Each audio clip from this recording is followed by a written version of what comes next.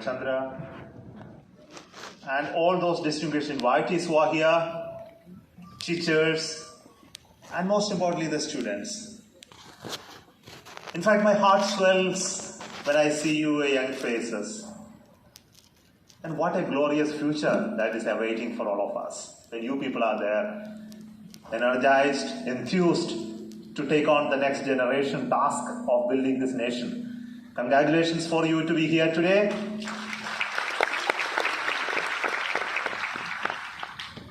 And of course, the name of this university, Pragjyotishpur, resonate with the heart of you people, having historical significance of this name connected with building of this nation many years back, maybe 500s of years back.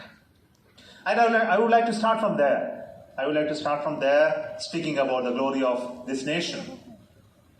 This glory of this nation is just not created today. It was existing for many, many long years, ever since civilization started developing. It started developing in this part of this world. If you really are a student of history, you will understand that little deeper.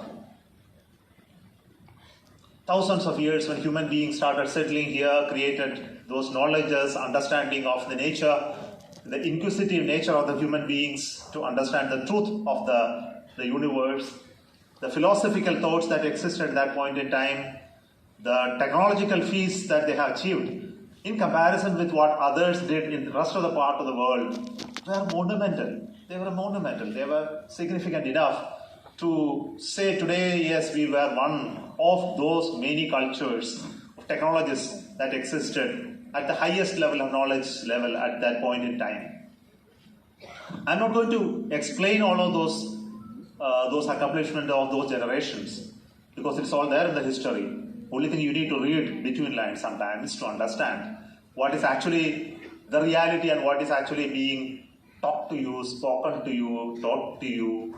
I think these are very elements that you need to understand, and I believe some of you will really develop that interest and passion to understand what glorious nation this was once. And it's also important to understand the glory, but it's equally important to understand to recreate it today, because the power is with you today. You cannot live on historical facts. You have to create it today. I think that is what we are for. In a generation, when you understand what we were yesterday, helps you to not to lose confidence.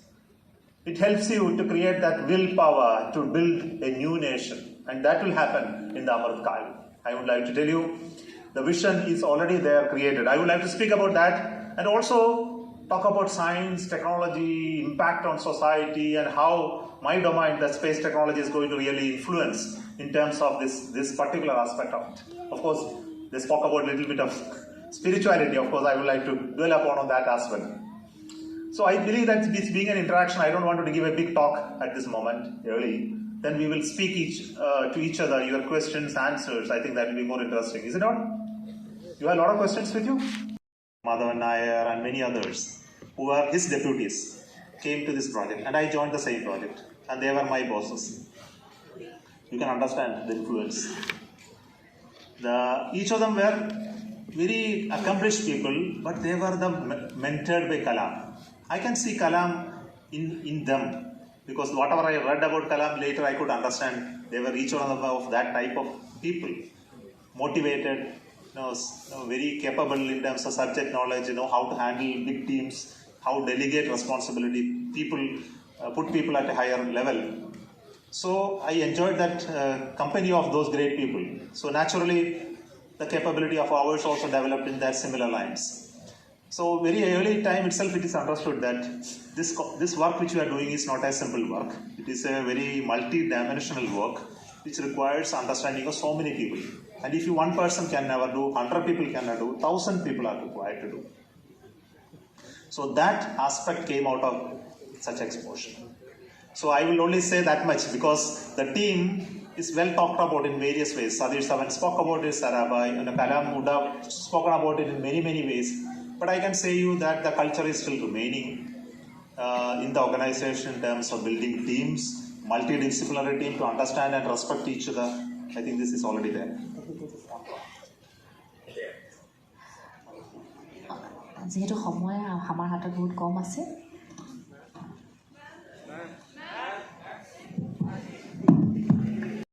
Are boundaries or geographical boundaries covered by some places, and these people are one nation, you call.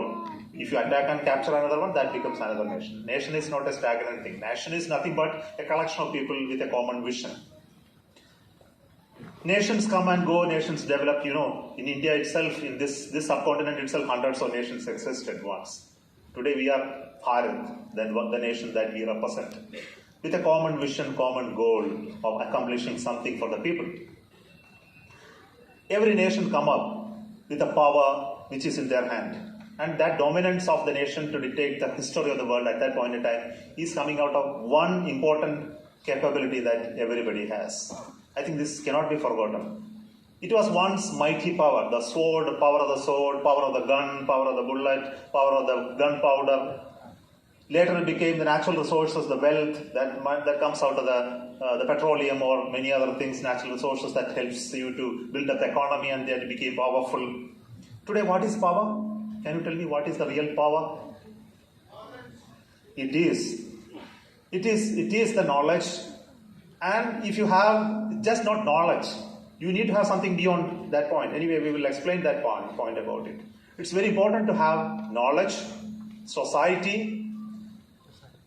which builds everything around the knowledge in terms of technology, in terms of applications, in terms of business, in terms of social life.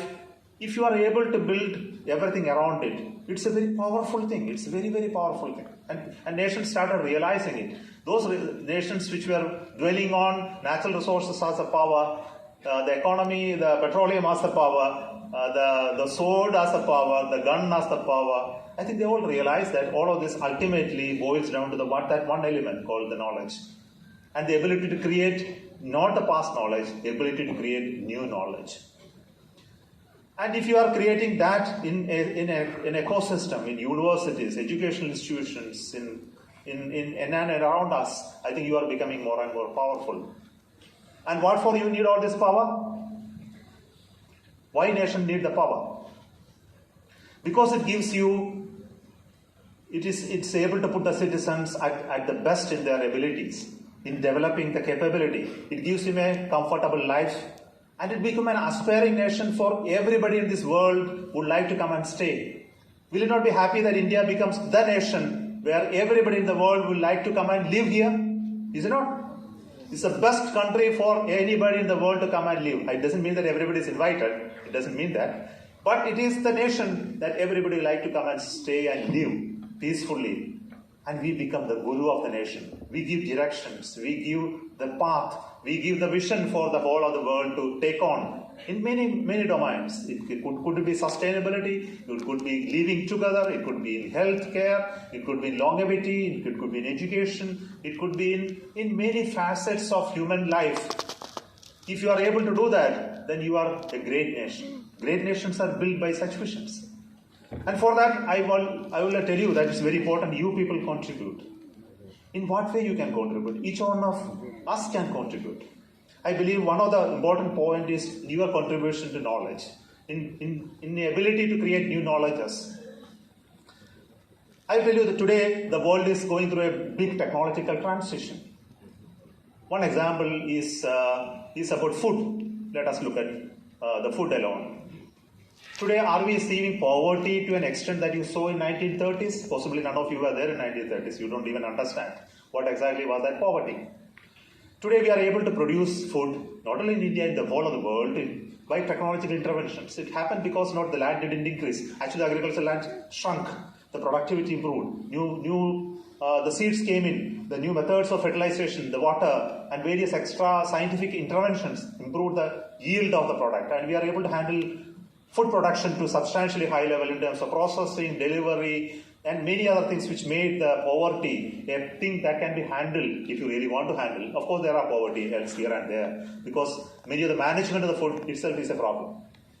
You look at the disease, the longevity of the human beings. It actually increased substantially. When we got independence in India, it was just 35 years or even less than that. That was an average lifespan of any Indian that used to live here.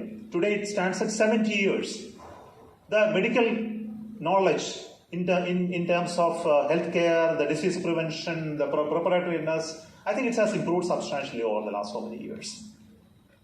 Look at wars, where death of people happens. Earlier there used to be invasions after invasions and thousands of people died, countless people. No, we don't even have counts of those lakhs of people who died. Today also there are wars, the deaths are in hundreds, maybe in thousands, but it will never end because human being is like that they will not stop waging wars of various kinds. But it doesn't mean that the wars of the earlier era is vanishing. There are new wars are coming. Today's wars are in different regime, not killing people. In different other domains it happens. I mean, the technology has changed many of those major issues that you have seen today. Today we are talking about artificial intelligence. I think you know all of you are being watched. Are you aware that all of you are being watched? By the machines, the computers, the data, they analyze it and frame each one of your characteristics. I think analytics of this gives them an edge over marketing, business, delivery, and many other aspects of it. AI is around us. Every phone that you handle is actually learning you bit by bit. Every key that you do there, it actually gives a signature of you into the system. And they know you, who you are. What are your tastes? What is your likeness? What food you like? What dress you like? What type of gossip you do? Everything they know. Everything the computer knows. And you may not know. Your friends may not know. But the computer system knows you better than your friends. And it will also grow in the days to come. AI will start ruling many things here. Look at the electronics revolution and communication revolution that is happening. It's changing the world in such a manner that entertainment industry is getting totally different than that we used to see. If you want to learn some new subject, it's very easy today. It's only your passion, your interest. Every material that you can actually access is right there. If you want to learn, if you have time, if you have passion. Other day my daughter was learning painting. And I never knew that painting can also be taught online. That very beautifully teaches you how to take a canvas and how to do mixed paints, colors. It gives you tutorials. In 1 week you are a great painter. I didn't know that it is possible. Anything. You want to have a passion in music, instrument. It's there, online classes, courses. Language. Lakhs of languages became thousands of languages. And it's going to dwindle further. Which is a signature of your culture. Because language is also under the control of computers now. Because language can be learned, it can be translated seamlessly from one to another.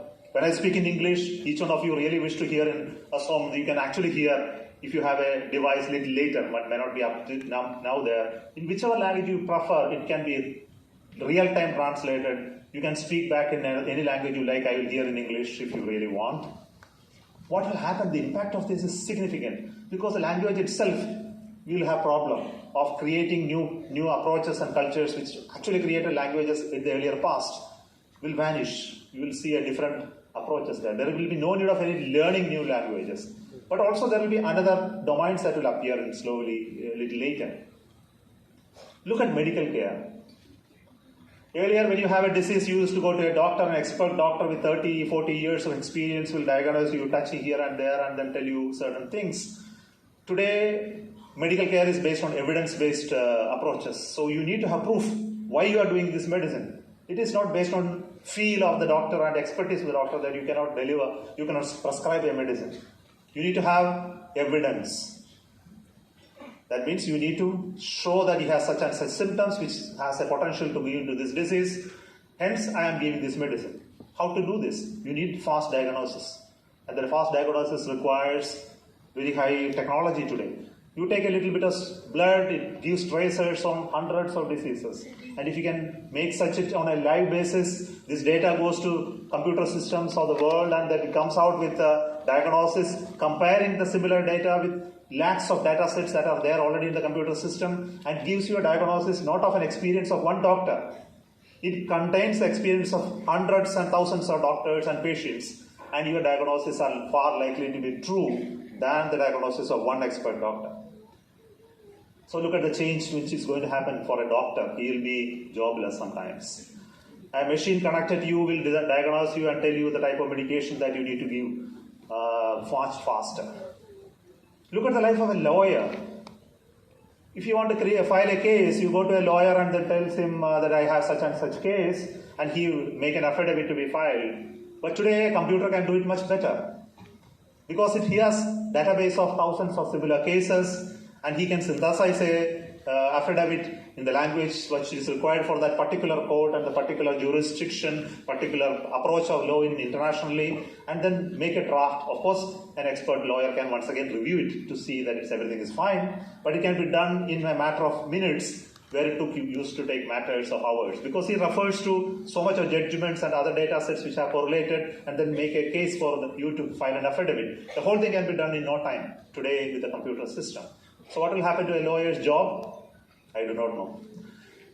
Now, you look at the chips that are there in your cars today. Every car is now equipped with 30, 40 chips. It is there in the wheels, it is there in the sensors, it is in the horn, in the audio system, your GPS, your speed sensors, petroleum injection, air pressure. Everything is measured by chipsets, distributed computational system. It gives you the operating computer to do the entire car driving. You cannot do anything with spanners today. You need a computer to understand what is wrong with a car if it stops in the midway of the road. The spanner technology is gone. Now computer is driving the car. After some time, driverless cars are going to be there. It's already there, but slowly it is going to be there amongst you, like your automotives. Look at space. The space age is slowly catching up. Earlier you used to go to moon. 1960s, when America sent, afterwards nobody sent people to moon, but there is a moon race happening now.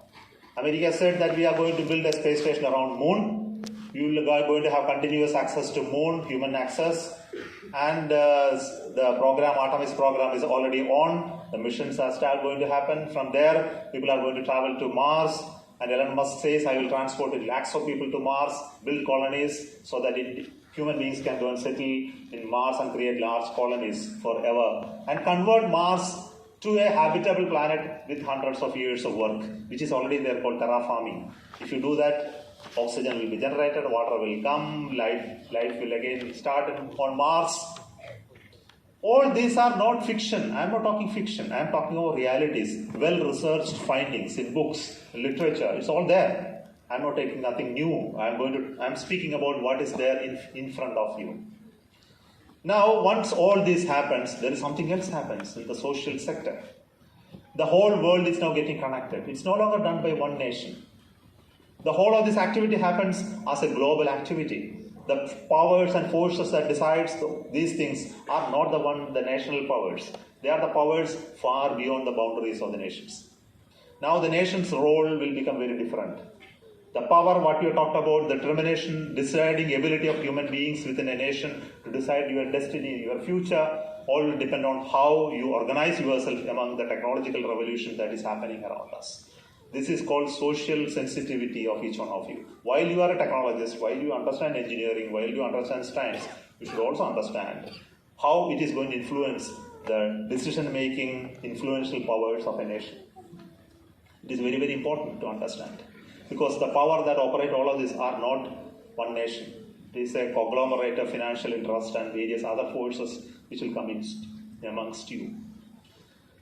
Why I am telling all of this to young people is to find interest in science, technology and engineering. While we understand all other domains, the power that we want to live comfortably, safely, securely, healthy, satisfied individuals in this world is a function of how good you are educated in terms of the influence of this technology in your life and become an integral part of your life.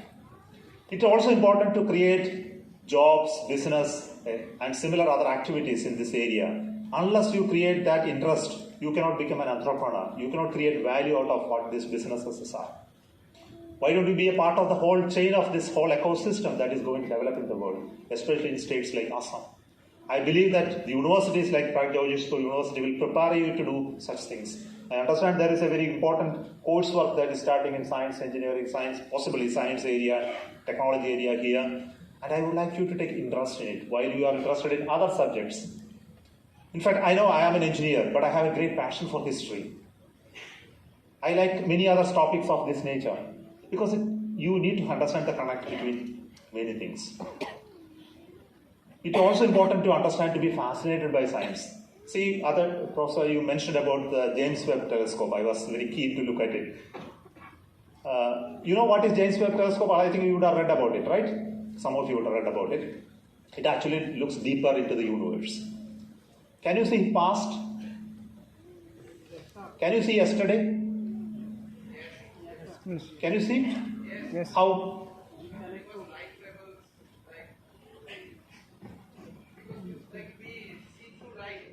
You see through light. Okay, you understand a little bit. So, light has a fantastic property that it actually comes to your, yesterday's light comes to your eyes, then you are able to see yesterday. Then you must be at least 1 day away. The speed of the light should be such a way that if you are 1 day away from the source of the light, then you are actually seeing yesterday when it falls in your eyes. It's the same story like seeing in the past. Billions of years past what happened can actually be seen by you. Really you can see because the photons from that time is still traveling through the space unobstructed.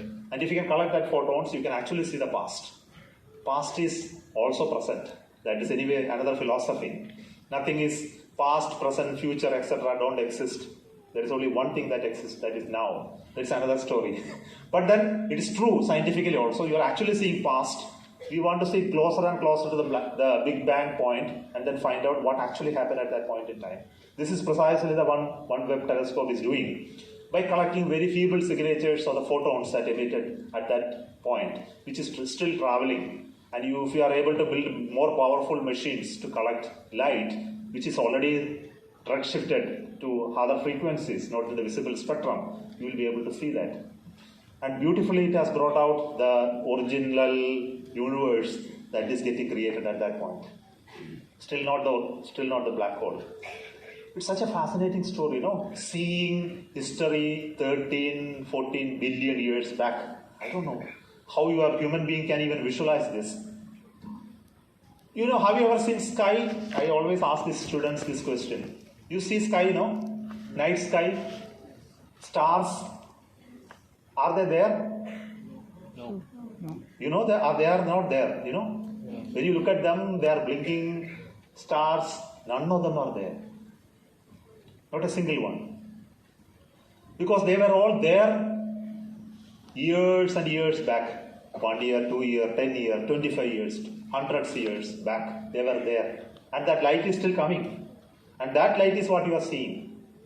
None of them are there physically there. And they would have already gone far away. And it will continue to travel far away. So what you are actually seeing, the picture in the sky is nothing but history, is it not? Okay, so you should better get interested in scientific history. So it's such a beautiful feeling. When you think about it, what you are seeing is a drama, which is not a real thing. The whole of this universe, when you look at it physically, is not real. It's actually very surreal. You should feel goosebumps when you think about it, really, deeper.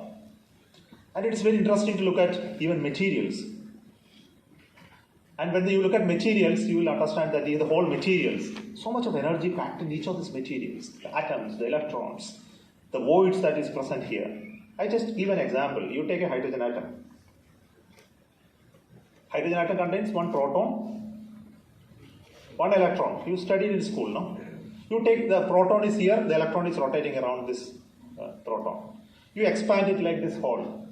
It's very tiny, no? You make it bigger and bigger and bigger and bigger and bigger, assuming that it's made bigger and fit into this hole. The proton will still be at the center, you cannot still see it. It's still too small, even if it is expanded to the size, the proton is so small that you cannot see. And the electron is also still too small than proton, that also you cannot see. It is moving around that proton.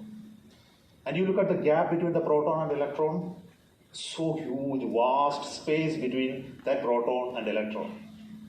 And that hydrogen atom, you call it such a tiny thing, is full of space. There is no material, visible material in that hydrogen atom itself. Is not a beautiful thing to think about? The whole of this material that you see as physical, real object is full of gap, full of void. There is nothing inside. Can you think about that dream, that idea? The whole of this is created out of that concept of space. And that's why people like me are being, space people. The space is everywhere. Space is not within the material. The space is the whole of the universe. It's actually a representation of the cosmos, what you are actually seeing it. I can tell you that such thoughts inspires me to work in space, build rockets, travel to Moon and Mars, explore Sun and other objects, send human beings to space, because it is an inspirational work that we are doing. Human beings have this power to dream. You can build machines, you can travel and explore, try to understand the universe. But your ability to understand the universe is also going to be very limited.